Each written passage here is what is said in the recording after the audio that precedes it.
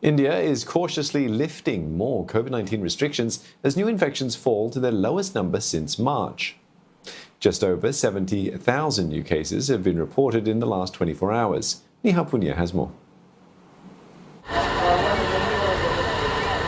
For the first time in more than 70 days, India's confirmed daily tally has stayed well below the 72,000 mark. That's a huge drop from just a month ago when the country was recording more than 300,000 cases every day. Experts are cautioning against optimism and urging officials to keep testing robustly. Testing in the last 24 hours was lower, just 1.4 million tests conducted against the monthly average of 1.9 million tests. Public health experts have been warning that India's figures, even at the peak of the deadly second wave, were likely an underestimation because of inadequate testing. There are similar concerns that have been raised about India's COVID-19 death toll as well. Officially, India has reported just 266 deaths for every million people, among the lowest death rate globally.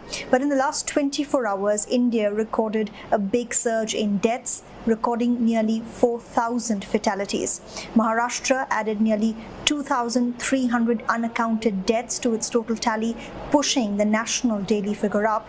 Last week, similarly, the state of Bihar revised its official death toll, reporting a 70% increase in COVID-19 deaths. We still don't know how many Indians have actually died during the second wave, and calls are growing for greater transparency.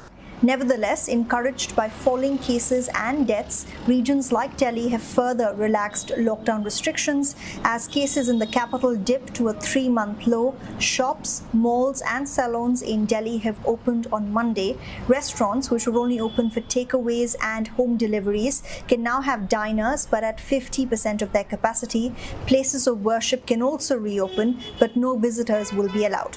But the government has asked citizens to be vigilant, adding if cases spike once again, Delhi will go back into lockdown.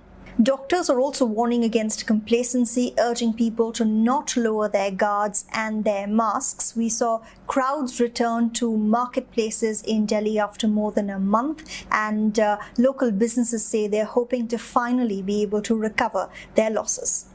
Neha Punya, CNA, New Delhi.